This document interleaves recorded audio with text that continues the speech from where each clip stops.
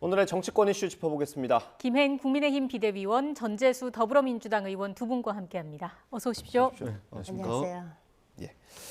오늘 이재명 대표가 검찰에 출석했습니다. 먼저 그 모습부터 보시고 돌아오겠습니다. 국민 여러분, 소환 조사는 정치 검찰이 파놓은 함정이라는 거 잘 알고 있습니다.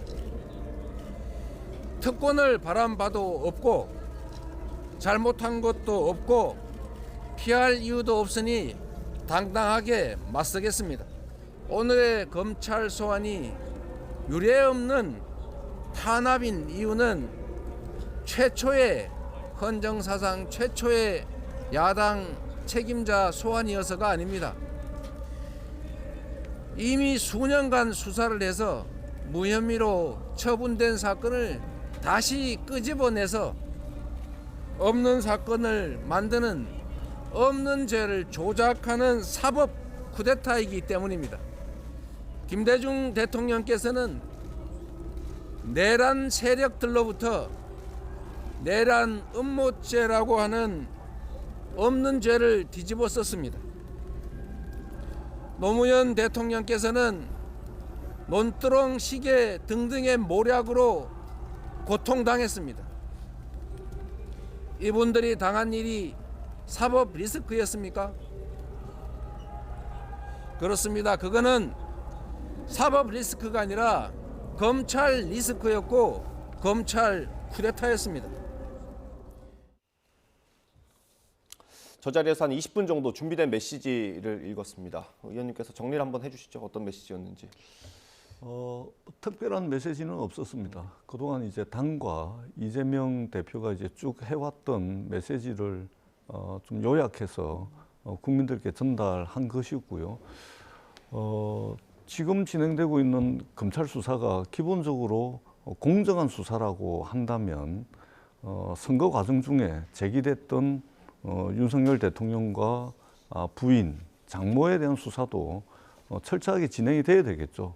근데 정치적으로 경쟁했던 한 분은 대통령이 되고 정치적으로 경쟁해서 패했던 한 분은 야당 대표가 돼 있는데 성자에 대해서는 수사도 안 하고 전부 무혐의, 불송치 다 해버리고 그리고 패자에 대해서는 정말로 이게 이전에 무혐의 받았던 수사들까지 사건들까지 다 끄집어내서 친윤 검사들로 완전히 장악된 검찰 조직에 의해서 다시 수사가 되고 있다면 설사 이재명 대표가 죄가 있다 하더라도 이런 불공정한 수사를 통한 수사 결과는 국민들이 납득하고 동의하기 어려울 거다. 그런 측면에서 저는 다시 한번 검찰의 국가 형벌권으로서의 어떤 검찰권을 행사하는 데 있어서 적어도 공정한 수사를 해야 국민들로부터 어떤 결과를 내놓든지 간에 공정한 수사 결과다 이렇게 국민들이 믿을 수 있다. 그런 측면에서 저는 다시 한번 검찰의 공정한 수사를 촉구를 합니다. 위원님께서는 이재명 대표 오늘 메시지 어떻게 들으셨습니까? 아까 이제 그 이 대표께서 그 헌정사에 없었던 일이다 이렇게 말씀하셨는데 야당의 대표가 이렇게 7, 8가지의 범죄 혐의로 검찰에 소환된 것은 대한민국 헌정사에 없었던 일이고 아마 세계사에서도 유례를 찾기 힘들 것입니다. 그 민주당이 1955년도에 세워진 민주당을 기반으로 둔 70년 된 정당인데 이렇게 유구한 역사를 가진 정당이 개인의 사법 비리에 저렇게 전면적으로 나선 오늘의 저 장면 그 옆에 장경태, 박홍근, 정청래, 김의겸, 등등 쭉 계신데 저 장면은 아마 전 역사에 남을 걸로 봐요. 저요. 공정한 수사 제가 정말 이 말씀에 대해서 말씀드리고 싶어요. 첫째, 무혐의 됐다고 했는데요. 이 사건의 성남FC의 시작은 전해철 당시 민주당 쪽 이낙연 캠프에 계셨던 분이죠. 그분이 의혹 제기를 해서 시작이 됐습니다.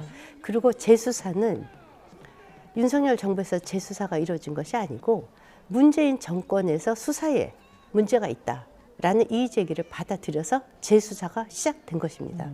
그리고 당시에 무혐의가 난 것은 이래요. 3년 그것이 당시에 이제 그 그 2018년 6월 달에 이낙연 캠프에서 문제 제기를 해서 수사가 진행이 됐었거든요. 그때 고발이 됐었죠. 당시에 3년 3개월을 털었어요. 네. 2개월 동안 성남 분당경찰서에서 조사를 했는데 단 한 차례의 서면 조사뿐이 없었어요. 네. 압수수색 거짓말입니다. 그리고 그때 당시에 고발인이었던 사람이 그 이의 신청을 했고, 그래서 박은정 당시 친문 검사라고 칭해지는 박은정, 신성식, 김호수 검사장, 이분들이 다 이것을 수사를 막았죠. 수사를 막자 어떻게 됐냐, 박하영 당시 차장 검사가 이의 제기를 했습니다. 그리고 이것이 받아들여지지 않자 사표를 제출했고, 결국은 당시에 다시 보안 수사를 문재인 정부 때 지시를 했죠. 그것이 오늘의 결론이 나온 것입니다. 그래서 이것이 우리 정부에서 문제를 제기했었던 것이 아니고 이미 문재인 정권에서 특히 이낙연 캠프에서 문제가 제기됐던 사실을 말씀드리고 싶고요. 공정한 수사 말씀하시는데요. 김건희 여사의 장모에 대해서는 지금 수사가 계속 진행 중인 것으로 알고 있습니다. 재판 중인 것으로. 그 2019년 8월 27일 어떤 일이 있었었냐면요. 당시 윤석열 검사가 그 조국 법무부 장관 그 후보자에 대해서 의혹이 제기되자 압수수색을 진행한 날짜입니다. 네. 네. 그때부터 2022년 5월 9일까지 두 부부를 탈탈 털었습니다. 그때 만약 문제가 있었으면 얼마든지 박범계, 김호수 등등이 구속할 수 있었습니다. 그러면 지금 불행히도 대한민국의 대통령은 이재명 대표가 됐을 것입니다. 아니, 2019년 8월 27일부터 2022년 5월 9일까지 문재인 대통령이 윤석열 당시 검찰총장을 봐줬습니까? 당시 추미애 법무부 장관, 박범계 법무부 장관이 윤석열 당시 검찰총장 잡으려고 그 난리를 친 거 아닙니까? 그런데 이 긴 기간 동안 제가 그 얘기해요. 그 은행 계좌를 탈탈 털었대요. 예. 그런데 왜 못 잡아놨어요? 그리고 지금 저기도 보면은 김건희 특검하재요. 저는 55년도에 만들어진 이 정통 민주당이 이렇게까지 자멸하는 길로 간다는 것을 정말 국민의 한 사람으로서 개탄에 맞지 않을 수 없어요. 그 이제 5만 가지 말씀을 다 하시는데 선거, 그러니까 대통령 선거 과정 중에 많은 의혹들이 있었고 또 고소 고발이 이루어졌습니다. 네. 그리고 가장 최근에는 도이치모터스 사건 같은 경우는 재판이 진행 중이지 않습니까? 재판 진행 중에 공판 검사의 입을 통해서 윤석열 대통령의 부인인 김건희 여사와 그 장모 되시는 분의 통정매매 의혹까지 지금 다 나오고 있죠. 이것은 공판 검사의 입을 통해서 그렇습니다.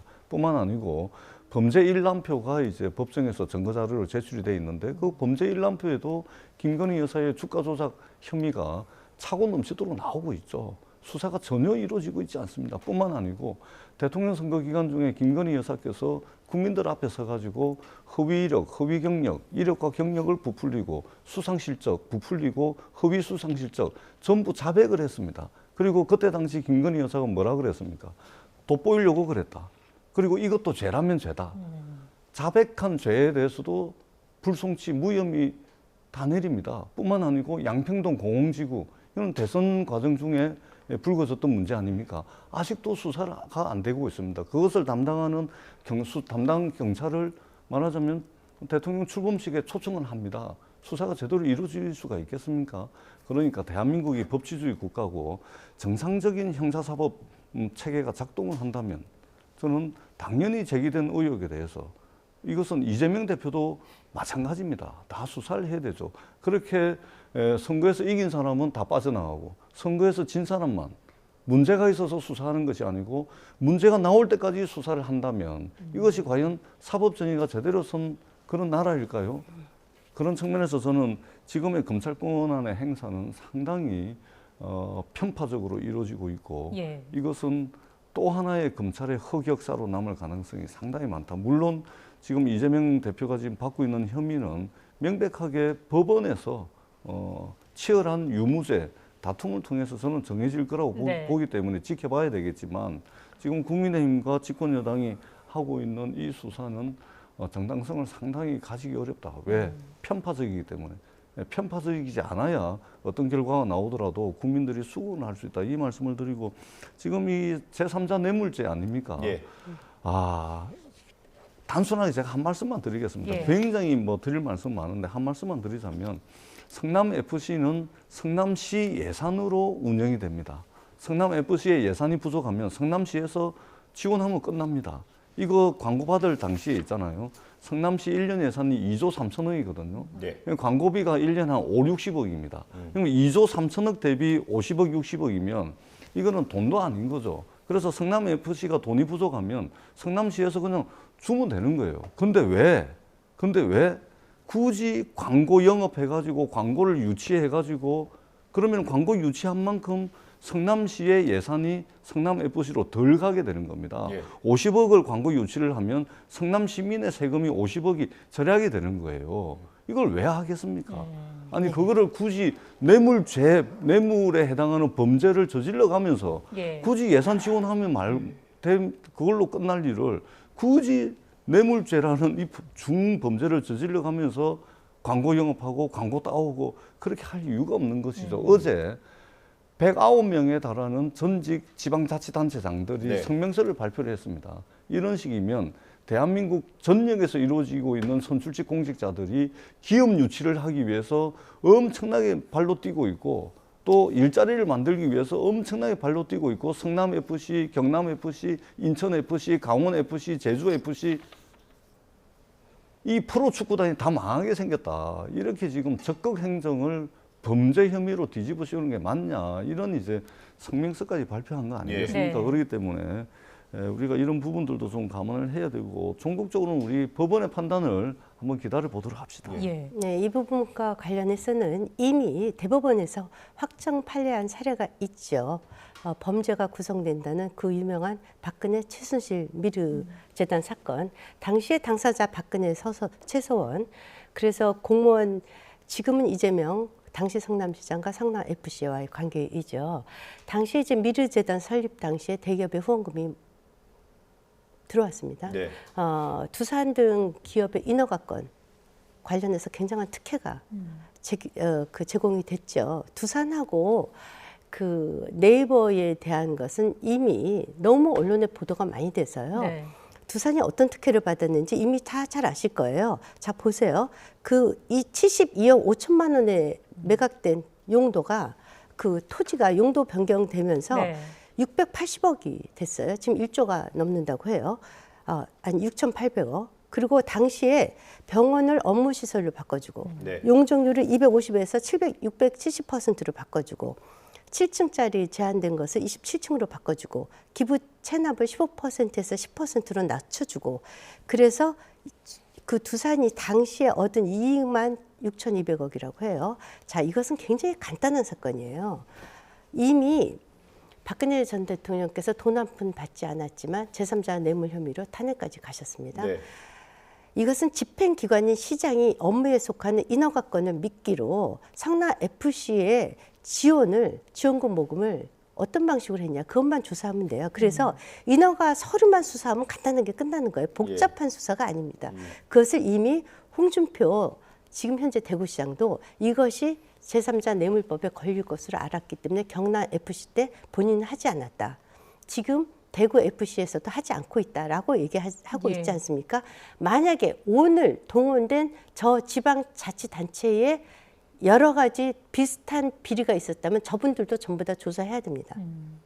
제가 이미 선례가 있습니다. 그리고 왜 홍준표 대구시장이 그 말씀하세요. 제가 우리 비대위가 갔을 때 이렇게 직접 만났더니 네. 이러세요. 이것은 그 이재명 당시 성남시장이 모르고 했거나 근데 모르고 했을 리는 없죠. 이미 범죄 사실을 알고도 인허가권을 줬다. 왜냐하면 본인이 당시 성남 FC 구단을 사면서 그것의 운영에 굉장히 어려움을 겪었기 때문에 본인이 정치적으로 타격을 받을까 봐 그 정치적 이익을 도모하기 위해서 그렇게 불법적으로 성남 FC의 광고금을 유치했다라고 얘기를 하고 있고요. 지금 잘 아시다시피 네이버라든가 또는 두산건설의 관계자들이 당시 광고 협박을 받았다라고 진술을 하고 있고 성남 FC와 관련된 5개의 광고 업체들을 전부 다 수사를 이미 끝낸 상황입니다. 그래서 저는 이 수사는 오래 걸리지 않을 것으로 봅니다. 네. 그러니까 2013년도에 성남 1화 축구단이 있었잖아요. 성남 1화 축구단은 통일교가 이제 운영을 하던 거였는데 2013년도에 손을 들고 나갑니다. 예. 더 이상 못 하겠다. 그러니까 이제 이재명 시장도 이게 예산이 많이 들으니까 이게 성남시가 인수를 한다거나 그래서 성남시가 이 성남 1화 축구단을 인수하는 것을 이재명 당시 시장은 반대를 했었어요. 그리고 또 반대했던 중요한 이유 중에 뭐냐면 이게 통일교가 이제 우리 사회에서 이단 비슷하게 이제 인식이 되고 있지 않습니까? 그러니까 통일교가 운영하던 거를 인수를 하게 되니 인수를 할 가능성이 있으니까 성남 지역에 있던 교회 목사님들이 기독교계가 이 통일교니까 네. 막 극렬하게 반대를 해가지고 이재명 시장이 이거 인수를 안 하는 걸로 정리를 했다가 지역 사회가 난리가 난 거예요. 데모도 하게 되고 그다음에 이제 프로축구단 스포터즈라든지 또 저기 뭡니까 붉은 악마 예. 뭐 이런 데서 이제 막 집회도 하고 해가지고 어쩔 수 없이 이제 인수를 하게 된 거예요. 그래서 이 성남 FC는 그렇게 인수를 해가지고 국민체육진흥법이라든지 또 성남시 조례를 통해 가지고 성남시 예산을 전액 지원하는 걸로 해가지고 운영이 된 겁니다. 예산이 부족하면 성남시 예산을 그냥 투입하면 되는 거예요. 2조 원 이상 쓰는 예산을 60억의 광고비 그거 하려고 불법을 저지른다? 그것도 중범죄에 해당하는 제3자 뇌물죄. 제3자 뇌물죄는 형량이 10년 이상이에요. 네. 이거 공무원과 시장이 하겠습니까? 그리고 더 중요한 것은 두산건설 말씀을 하시는데 제가 입이 마르고 닳도록 말씀을 드렸는데 그래서 짧게 제가 좀 말씀을 드리면 예. 그때 당시 두산건설이 가지고 있던 병원 부지는 기초공사를 끝냈습니다. 기초공사만 끝내고 난 뒤에 20년 동안 방치가 되다 보니까 이 흉물로 남아 있는 거예요. 허구한 날 성남 시민들이 저 흉물 치워달라 민원이 빗발쳤는데 그런 상태였고 그때 당시 이제 용도 변경을 해주되 이익 일부를 환수를 하게 되는데 기업 유치를 두산건설이라는 본사를 유치를 하게 되면 성남시 입장에서는 세수가 늘어나겠죠. 성남시의 재정이 튼튼해집니다. 그다음에 성남시 시민들 입장에서는 어떻습니까? 일자리가 늘어나죠. 상권이 활성화되죠. 실제 이제 두산의 계열사가 7개가 성남으로 다 입주를 합니다. 한 4,000명 정도가 입주를 하면서 상권이 활성화되고 일자리가 늘어나죠. 그다음에 두산건설은 어떤 이익이 있습니까? 자산을 재활용함으로 인해서 말하자면 자산 가치가 올라가는 예. 것이죠. 그러니까 성남시와 그다음에 두산과 그다음에 이 성남 지역 사회가 서로 윈윈하는 것이죠. 이런 예. 사례는 있잖아요. 전국에 차고 넘칩니다.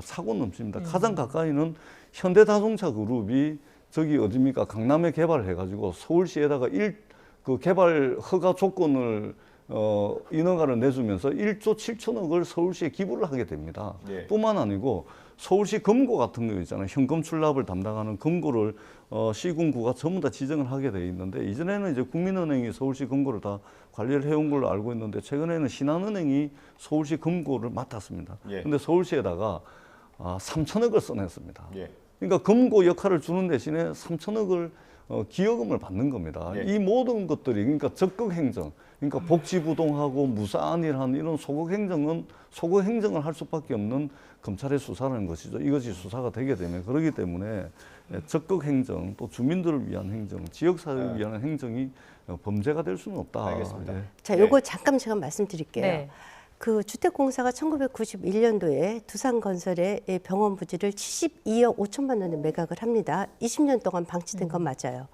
방치될 때 이것이 너무 흉물이었기 때문에 당시 이재명 성남시장이 용도 변경이 불가능하다는 통보와 동시에 2014년 9월 21일 날 21억 원의 이행 강제 부담금을 부과합니다.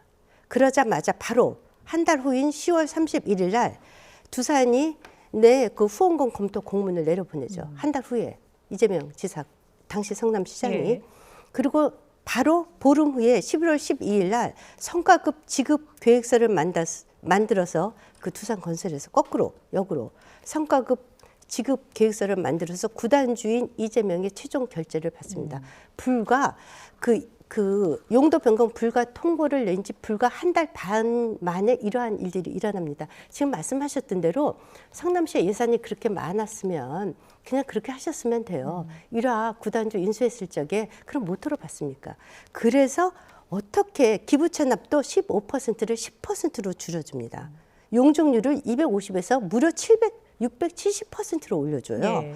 층수 7층을 27층으로 병원 시설을 업무 시설로 바꿔줍니다. 이것은 어마어마한 인허가권을 믿기로 한 특혜입니다. 이것에 대해서 현대건설하고 비교하면요, 오늘 현대건설 그 고발할 것 같아요. 2% 불공정하다고. 기부 체납을 왜 줄여줍니까? 어떻게 한 달 반 만에 이와 같은 행정 절차가 일사불란하게 일어날 수가 있습니다. 어떻게 두산건설에서 당시 광고비 협박과 관련된 진술이 나오고 있지 않습니까? 그래서 저는 이렇게 생각을 해요. 민주당에 소속돼 계시니까 지금 민주당이 왜 개인의 비리를 당 차원에서 이것은 수사대로 끝나면 되는 문제예요. 이것을 왜 당 차원에서 민주당이 굉장히 소중한 우리나라의 정치 자산 아닙니까? 예. 이것을 이재명이라는 범죄 의혹자, 피의자를 두고 이 80, 70년 된 정당의 목숨을 여기다 거냐는 거예요. 더 중요한 것은 보세요. 이 말씀은 안 드릴 수가 없어요. 유동규, 남욱이 참여한 푸른 위례 프로젝트.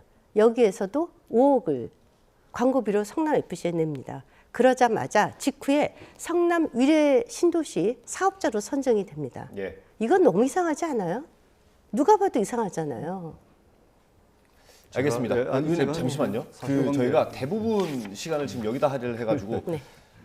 반박을 하셨고요 서로. 네. 하나 짧게, 지금 짧게. 말씀을 안 해주신 게 있어서 그거 마지막으로 여쭤보고 넘어가겠습니다. 박근혜 전 대통령 사례를 언급을 하셔서 그거랑 뭐가 다른지 그거 한 3, 40초 정도에 끊어주시면 좋겠습니다. 미러재단, K스포츠재단은 그 사실상의 최순실 씨의 관리 감독하에 있었고 그것은 공익을 위한 것이 아니고 사익, 그러니까 개인 호주머니를 채우기 위한 것이기 때문에 그렇게 된 것입니다. 이것은 적극 행정을 통해 가지고 공익을 위한 것이고 이 공익을 위한 행위 중에 단돈 10원이라도 이재명 대표의 호주머니에 들어온 것이 없습니다. 그렇다라는 그런 차이가 있다는 말씀을 드리고 또 한 가지는 후원금이라는 말씀을 하시는데 광고 계약입니다. 광고 계약서 그대로 있고요. 예를 들면은 대구 FC 같은 경우는 두산건설이 2년 동안 50억을 광고비로 계약을 합니다. 또 STX 조선 같은 경우는 경남 FC에 5년간 200억을 광고 계약을 합니다. 인천 FC 같은 경우는 신한은행이 있잖아요. 매년 20억 원의 광고 계약을 하고 있고 강원 FC 같은 경우는 강원랜드가 매년 40억씩 하고 있습니다. 자, 성남 FC가 큰 돈입니까? 그렇지가 않죠. 또 하나는 이제 성과급 말씀을 하시는데요. 예. 성과급을 직원들이 많이 가져갈 것 같으니까 당시 이재명 시장이 어떻게 하냐면 광고 성과급 제 하한선을 10%로 확 낮춰버립니다. 확 낮춰버리고 그 이제 성과급 심의위원장이 구단의 대표이사인데 내부 대표이사가 성과급을 결정을 하게 되면 많이 줄 것 같으니까 이 대표이사가 성과급을 결정하던 위원장에서 성남시 체육국장을 또 바꿔버립니다. 외부 사람으로 많이 못 올리게.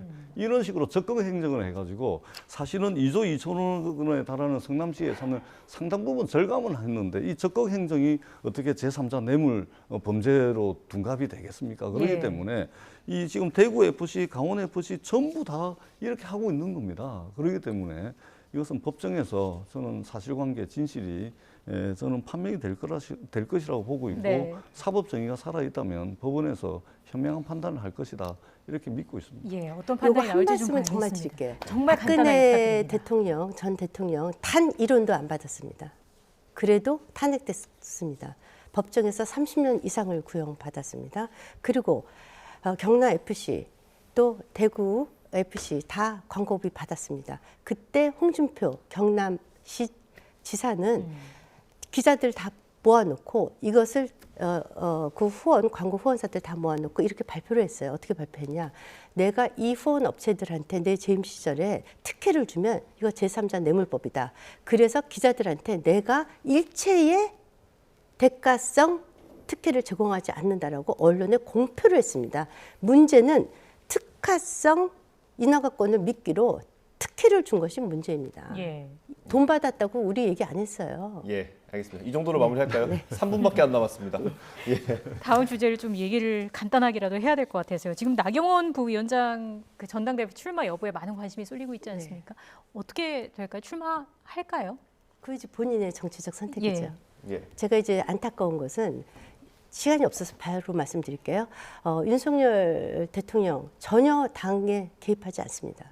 그리고 출마를 하든지 하지 않든지는 본인의 선택입니다. 예.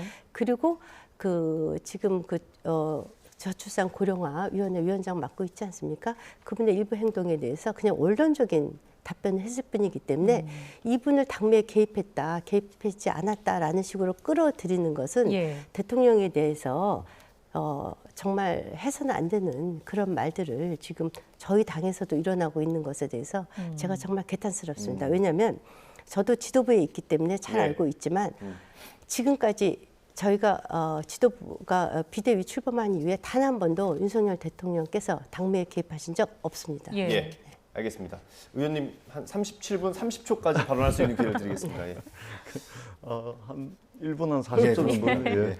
그 미러 재단 K 스포츠 재단 최순실 짧게만 말씀하면 되는 짧게만 그거 하시면 정치에- 나경원 전 의원 아닙니다. 얘기를 하실 수는 짧게만 하고 없어요. 예. 넘어가도록 잘 하겠습니다. 이거는 분배해 이제 당시 윤석열 특검 수사팀장이죠. 새로운 법리를 개발했죠. 최순실 씨가 이득을 봤는데 박근혜와 경제 공동체 관계이기 때문에 이제 그렇게 한 것으로, 그러니까 그것은 윤석열 대통령이 개발한 법리입니다. 예. 윤석열 대통령한테 물어보시는 게 맞다, 이 말씀을 드리고요. 지금 나경원 이제 전 원내대표 출마와 관련해 가지고 지금 윤석열 대통령께서 당무에 전혀 개입하고 있지 않다. 세상 전체에 그 말을 누가 믿겠습니까? 믿는 사람이 있겠습니까? 그리고 믿으라고 하시는 말씀은 아닌 걸로서로 저는 이해를 하고 있고, 한번 보세요. 굉장히 폭력적입니다.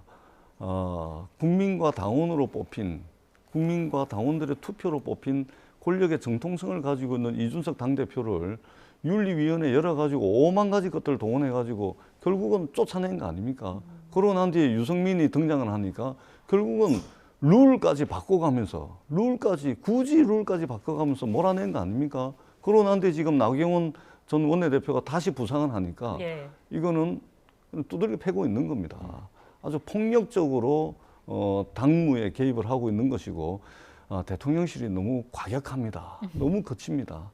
근데 이렇게까지 할 수 있는 게 과연 언제까지일까요? 예. 한번 지켜보도록 하겠습니다. 알겠습니다. 시간이 이렇게 아쉬울 수가 없습니다. 두 분과는 여기서 마무리를 해야겠습니다. 김행 국민의힘 비대위원 그리고 전재수 더불어민주당 의원과 함께했습니다. 고맙습니다. 네, 고맙습니다. 고맙습니다. 네.